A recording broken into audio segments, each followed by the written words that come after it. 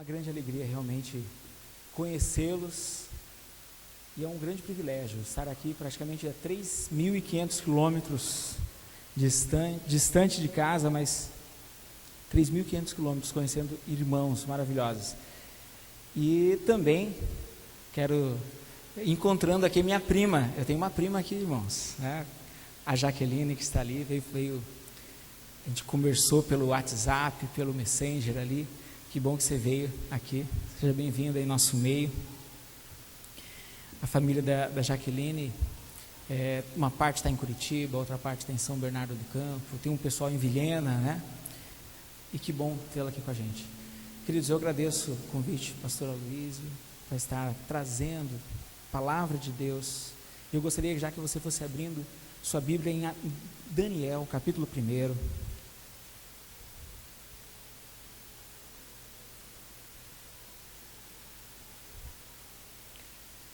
Como o Cris fez uma boa apresentação, depois nós podemos conversar um pouquinho mais. Eu quero começar lendo Daniel capítulo 3, pois o tema da mensagem dessa noite, nós vamos falar sobre integridade, viver em integridade em um mundo fragmentado. Daniel capítulo 3. Daniel capítulo 3 tem 30 versículos, mas nós não vamos ler todos esses 30 versículos.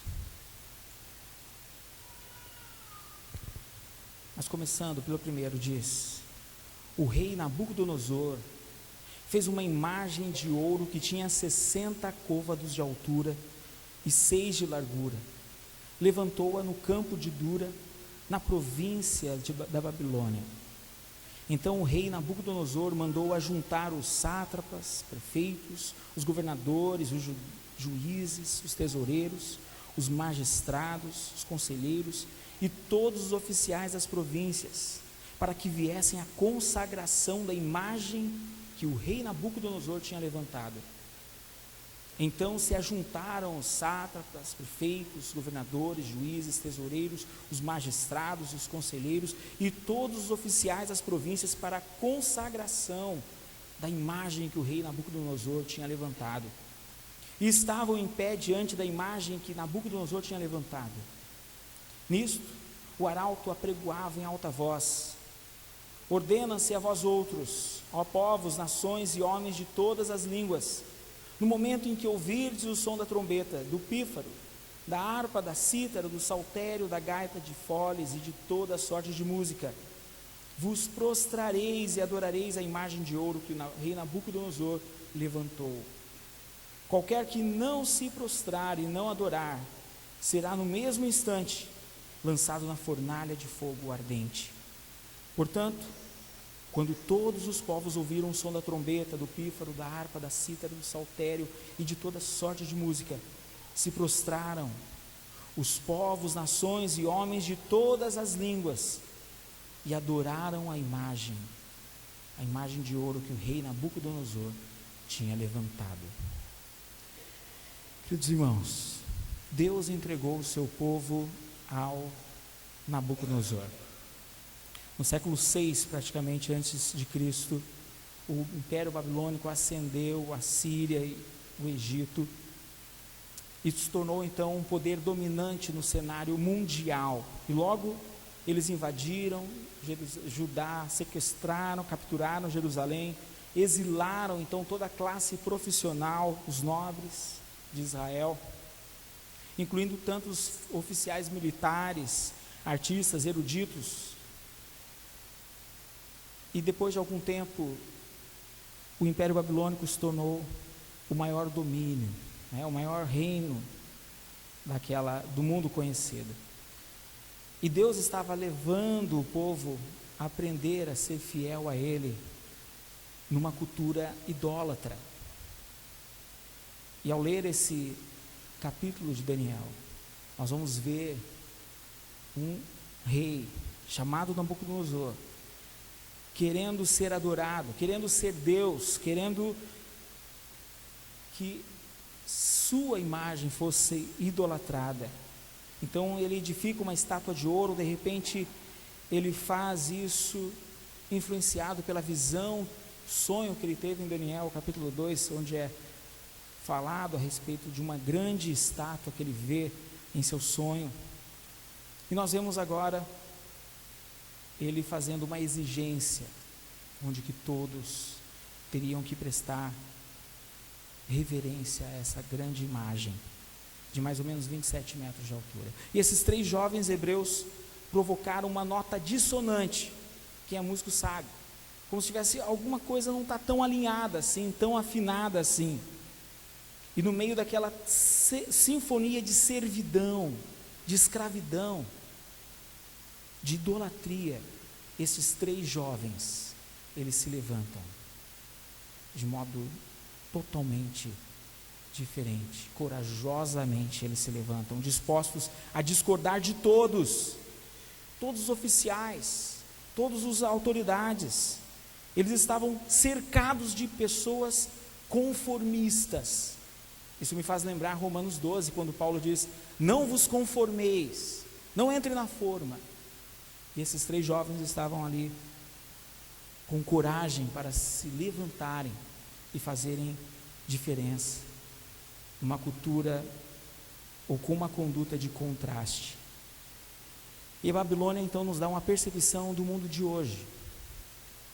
Como permanecer íntegro para Deus em um mundo fragmentado. Estava procurando um pouco esse significado de fragmento. Fragmento é uma peça quebrada em várias partes. E essa passagem então nos mostra como viver nesse contexto de impiedade, de idolatria, pois o mesmo contexto pelo qual aqueles 3 jovens viviam não é diferente do nosso.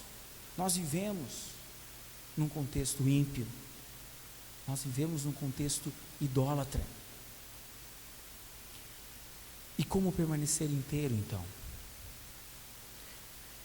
Quero ressaltar aqui primeiramente que fragmentados, quebrados, separados de Deus, ou distantes de Deus, nós começamos a levantar ídolos em nosso coração.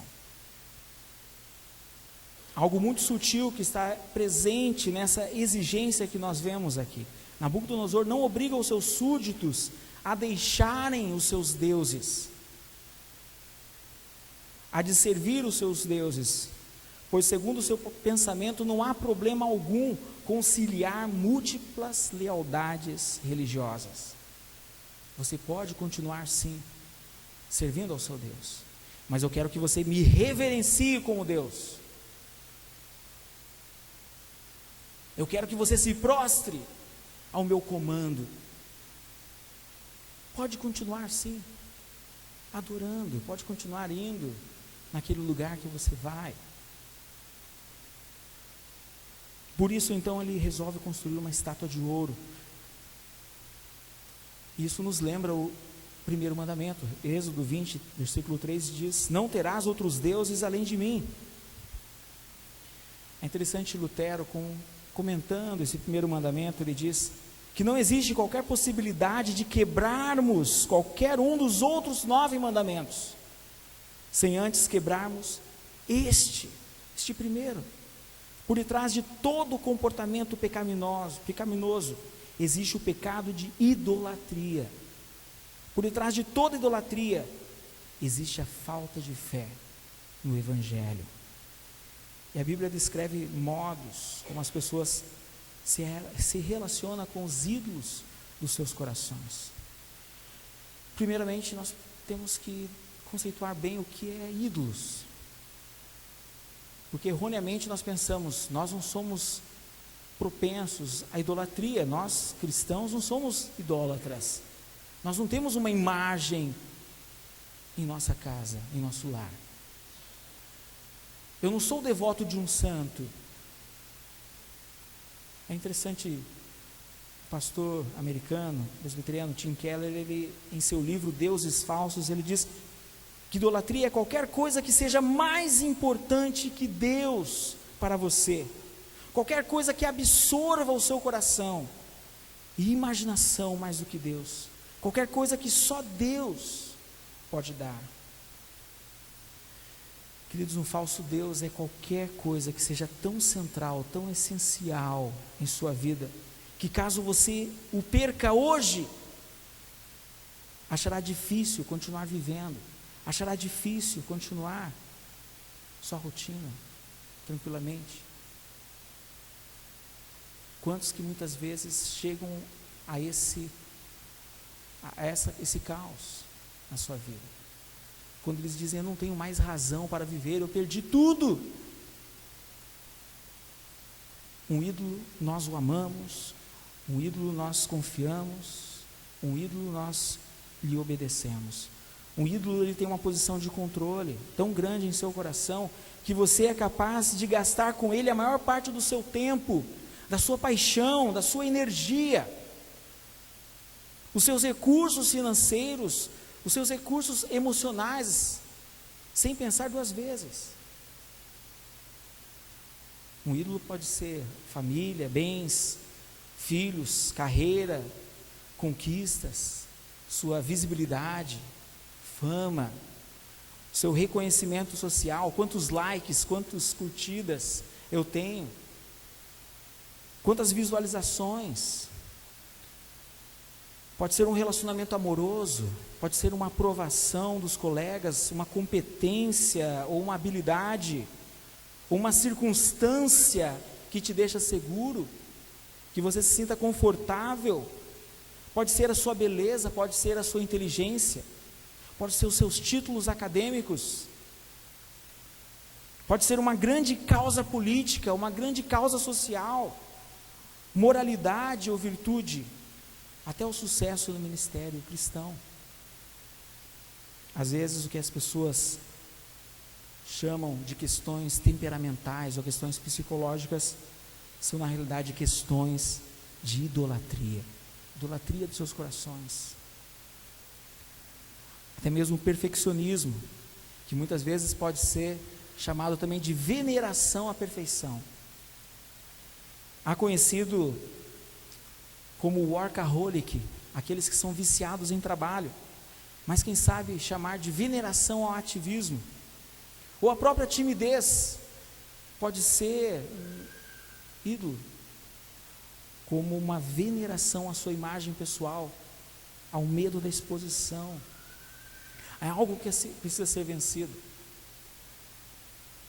Nesse mesmo livro, Deuses Falsos, Tim Keller diz, um ídolo é qualquer coisa que você olhe e diga no fundo do seu coração, se eu tiver isto, sentirei que minha vida tem um sentido, então saberei que tenho valor, então estarei seguro em posição de importância.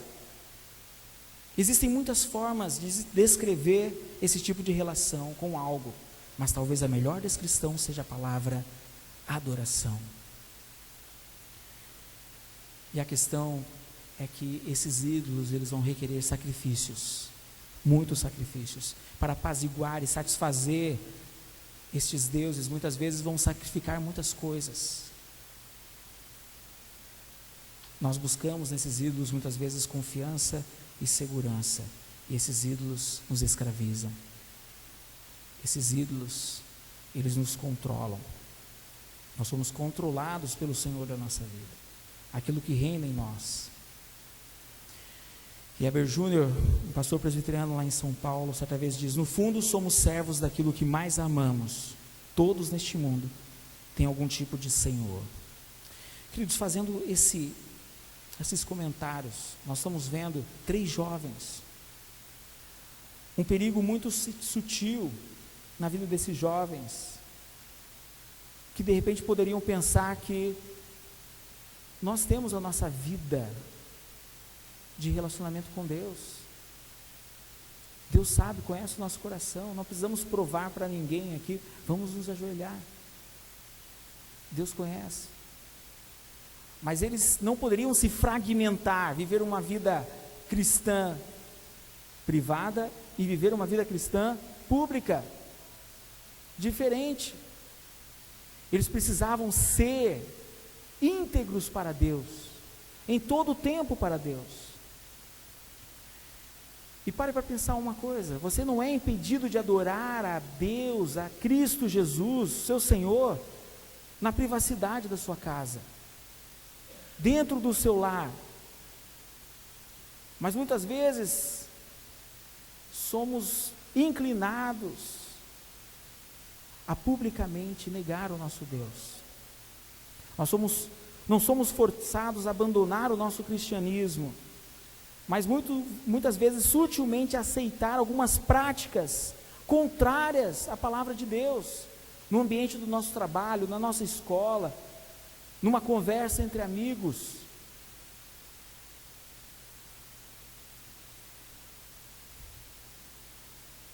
Nós não podemos compartimentalizar a nossa fé, como se fosse algo para ser vivido simplesmente dentro dos nossos lares, dentro das nossas igrejas. Nós precisamos ter uma perspectiva de fé que influencie a cidade, que influencie o ambiente, cada uma das ações, áreas humanas.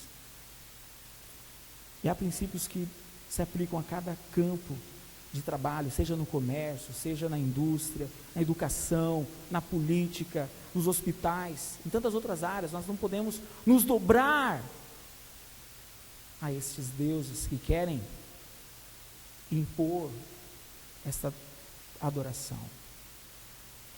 Por isso, queridos, nós não podemos viver de uma forma fragmentada, uma vida cristã particularizada, mas uma vida secular, ou secularizada, pública, como se fosse possível. Nós precisamos entender que a Bíblia, ela não é apenas um livro do cristão. Aqui está contando a verdadeira história da humanidade. Nós precisamos contar essa história às pessoas. Aqui está a verdade de Deus sobre tudo que nós precisamos saber. Não há relativos. Aqui há fundamentos, aqui há verdades absolutas. Jesus disse: eu sou o caminho, a verdade e a vida. E o Evangelho, ele reformula todas as áreas da nossa vida, todas as esferas. E nós precisamos aprender a apresentar esse Evangelho em toda a sua gloriosa plenitude. E a vida desses 3 jovens que exerciam importantes atividades comerciais na Babilônia, cargos de confiança, cargos de prestígio junto ao rei, nos mostram que a fé deles não estava confinada na área pessoal, dos seus comportamentos, valores e crenças simplesmente, porque não bastaria isso, porque senão eles pensariam: vamos se ajoelhar aqui, não importa, é só uma simbologia, algo sem importância. Eu não posso perder esse emprego, eu tenho contas para pagar, eu não posso perder este cliente, eu não posso perder essa bolsa de estudos. Deus vai entender, e nós vamos compartimentalizando a nossa fé. Aqui eu não posso ser tão expressivo. É interessante que a palavra vocação, muitas vezes, tem sido utilizada como voltada para um uso religioso, né? Quem é chamado para ser um padre, um pastor, uma freira, um monge. Mas todos nós temos aqui uma vocação diante de Deus. É interessante como Lutero, ele escolheu essa palavra para dizer que dirigir um negócio ou uma casa não era nem um pouco inferior a ser um padre, uma freira. Ele escrevendo, ele diz: porque todas as ocupações eram modos de obedecer ao mandato cultural de Deus, de participar na obra de Deus, mantendo e cuidando da sua criação. Eu lembro de uma história em que um sapateiro se converte a Cristo e pergunta a Lutero: o que eu posso fazer? Eu quero servir a Deus de todo o meu coração, eu quero fazer algo para Deus em toda a minha vida.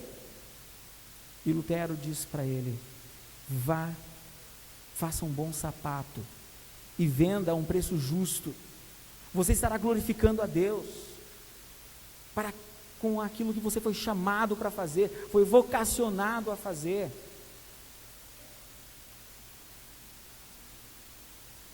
E então, queridos, não vivendo de forma fragmentada, mas vivendo de forma íntegra, nós vamos permanecer firmes. É isso que nós vemos aqui na vida desses 3 homens, diante da pressão social, num ambiente onde todos, ou a grande maioria, mas aqui, nesses versos, deixa a palavra todos no ar, mesmo que todos estejam caminhando numa posição contrária, valores inegociáveis, nós vamos permanecer firmes. Claro que nós vamos tentar enxergar que há elementos na cultura que são flexíveis. O que nós vemos na vida desses homens aqui que foi flexível? Sua mudança de nome, por exemplo. A mudança de língua, a forma como eles iam se comunicar no seu dia a dia. Mas a idolatria era algo inegociável na vida daqueles homens. Nós não podemos servir a 2 senhores. Jesus diz isso aos seus discípulos. Nós vamos permanecer firmes diante da pressão social e vamos permanecer firmes também diante das oposições e conflitos que possam acontecer. Porque é algo que é constatado, nós não vamos agradar a todos. O próprio Senhor Jesus nos alerta sobre isso. Vocês serão perseguidos. Os 3 amigos de Daniel, eles foram denunciados. O versículo 8 nos diz: ora, no mesmo instante se chegaram alguns homens caldeus e acusaram os judeus. A fornalha estava aquecida de uma certa maneira, e o humor do rei, quando ele soube disso, ele se enfureceu. O cenário era um cenário intimidador. Eles poderiam escolher fragmentar suas vidas, serem poupados de passar uma morte extremamente dolorosa, mas essa ruptura significaria se curvar diante de uma cultura idólatra. Mas eles não cederam a essa ameaça. O versículo 16 nos mostra isso. Eles não se prostraram, versículo 17, o versículo 18. Olha como responderam, Sadraque, Mesaque e Abednego. Versículo 16, ó Nabucodonosor, quanto a isto não necessitamos de te responder. Se o nosso Deus a quem servimos quer livrar-nos, Ele nos livrará da fornalha de fogo ardente e das tuas mãos, ó rei. Se não, fica sabendo, ó rei, que não serviremos a teus deuses, nem adoraremos a imagem de ouro que levantaste. Quais são as ameaças, quais são as intimidações que você tem recebido? Pode ser que seja aquele professor em sala de aula que queira te intimidar, pode ser o seu chefe, pode ser uma circunstância na sua empresa que você trabalha, pode ser uma situação corriqueira qualquer. Não tenha medo, tenha coragem. Você acha que não deu um frio na barriga naqueles jovens? Você acha que eles não ficaram com medo? Como alguém já disse, medo não é ausência de coragem. Medo, né? Coragem é você saber controlar esse medo. É você, em meio ao medo, agir. Queridos íntegros, nossa fé se torna inabalável. Havia uma convicção daqueles jovens no poder de Deus. Dá para ver expresso nessas palavras. Independentemente se eles sairiam vivos ou não. Não era uma declaração, Deus vai nos livrar dessa fornalha, e ponto. Ele estava dizendo aí, se Deus não nos livrar, não importa, nós jamais nos dobraremos a vocês. A resposta desses jovens nos mostram um entendimento correto de quem é Deus. Deus pode nos abençoar em todo momento, mas tem momentos em que possamos também passar por muitas dificuldades, em que algumas orações não serão respondidas. O próprio Daniel escreve no capítulo 11, verso 32, o povo que conhece o seu Deus se tornará forte e ativo. Nós precisamos conhecer a este Deus.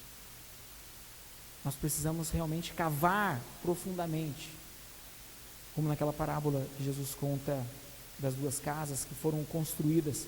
Uma ficou na superfície, mas a outra, o construtor cavou mais fundo. Há essa expressão em Lucas, dizendo que requer muita profundidade,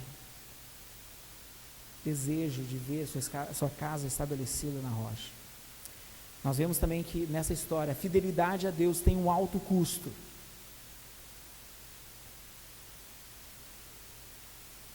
Aumentou tanto a fúria do rei que ele mandou aquecer aquela fornalha no último grau que poderia ser aquecido. E o relato chega a ser assustador das condições extremas que ficaram aquela fornalha. Olha o versículo 19.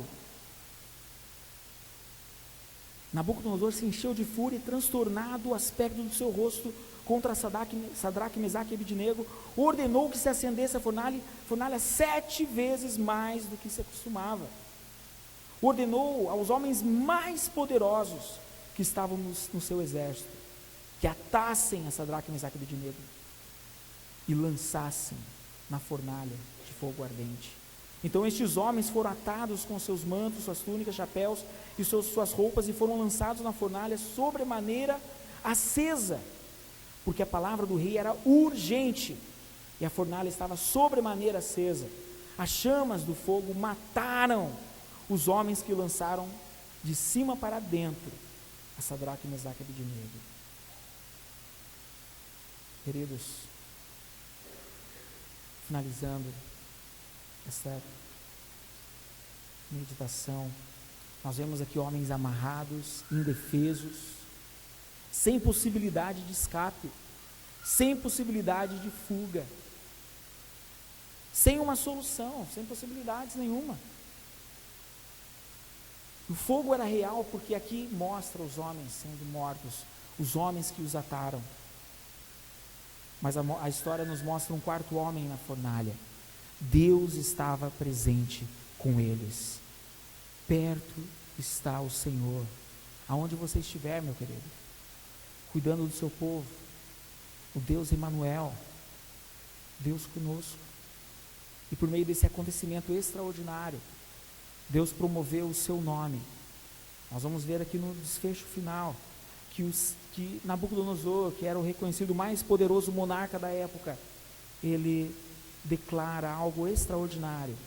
Versículo 29 diz Nabucodonosor: portanto faço um decreto, para qual todo o povo, nação e língua que disser blasfêmia contra o Deus de Sadraque, Mesaque e Abidnego, será despedaçado, e as suas casas sejam feitas em monturo. E olha o que ele diz: porque não há outro Deus que possa livrar como este. Queridos, para nós pensarmos, refletirmos nessa semana, que se inicia, eu quero deixar aqui 3 questões. Pensando primeiramente sobre a facilidade que nós temos de levantar falsos ídolos em nosso coração. Eu pergunto a você: com o que você gasta a maior parte da sua paixão, dos seus recursos financeiros, da sua energia, das suas emoções, sem pensar 2 vezes? Ou o que te dá mais medo, pavor? O que se for perdido hoje, fará com que a sua vida deixe de valer a pena? Que você olha e fala: eu não tenho razão para existir se eu perder isso. O que te impede hoje de se entregar inteiro para Deus?